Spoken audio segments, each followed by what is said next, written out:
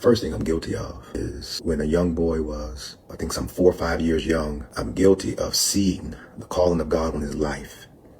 He was sitting on the bed in a hotel room. I think this was, when there was a funeral going on, and I went into the hotel room, and he was sitting there with this bright, shiny glow all over him. And I was scared to touch him. I was so scared to touch him. I was so scared of him, God, because of the radiance that was on him. So this is Pastor TD McNutt, and yes, that's his real last name, and he was arrested for child DV, but it now seems that that child is back into his life and possibly back into his care.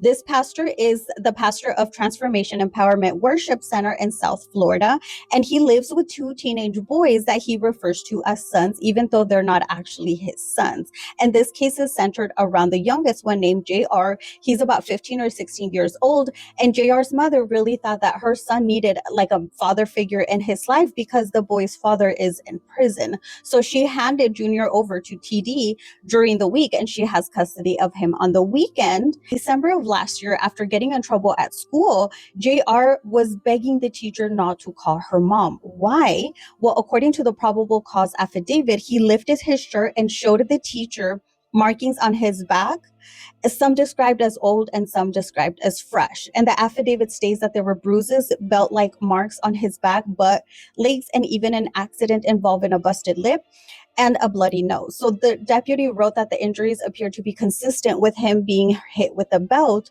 And the child allegedly told investigators that he feared of being beaten again if his parents were notified, because it seems like JR would DV him if he got in trouble at school. And that report triggered a police and DCF involvement. Well, Pastor McNutt was arrested for child DV.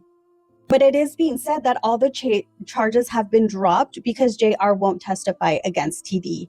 And this is so disappointing. It seems like maybe JR's mom was begging him not to testify against him. And I really probably think that's true, because at the time everything happened, there was a no contact order from TD to JR, but they were seen on TikTok live. And this is where it blew up on the internet, because on the live was TD, Junior, and his mom. JR was apologizing to TD.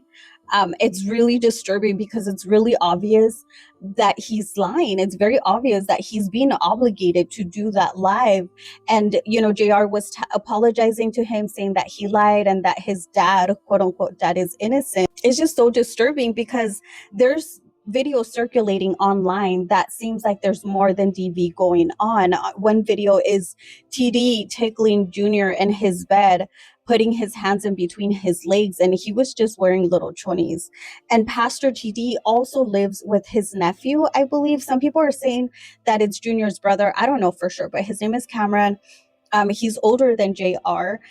And TD has them pluck their eyebrows. Like, he needs for their eyebrows to be done every single week. They get manicures, they get pedicures, and he has them do weird videos, like, just expressing how much they love TD, that he's the best. And, in one of the videos, Cameron says, he wouldn't want to be in a relationship with anybody else. I mean, those red flags are huge. There's also, somebody says that JR's mom or Junior's mom did say that he still wets his bed. And, that's a big, sign of maybe SA abuse. And there's a lot of men speaking out saying, hey, they were victims of TD as well. There's moms saying that, their kids have been acting different after they visited TD at his home. There's just so much going on.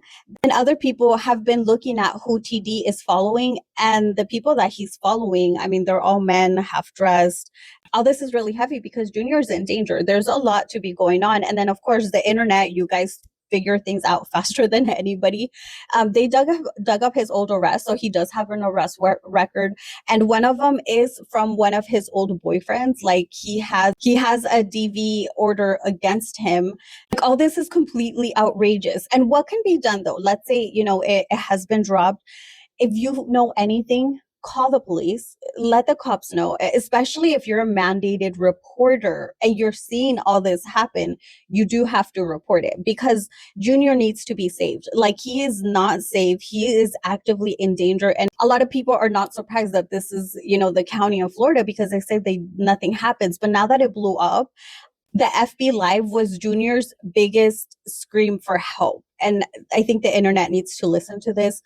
But let me know, what do you guys think? Do you see the signs? Do you know anything else that we can do to help him? Because the feeling of like not being able to help him and knowing that he's in danger is wild. But let me know what you think in the comments. I'll continue to update you guys. And of course, don't forget to like my video, share it, follow me for more true crime story time and cheese.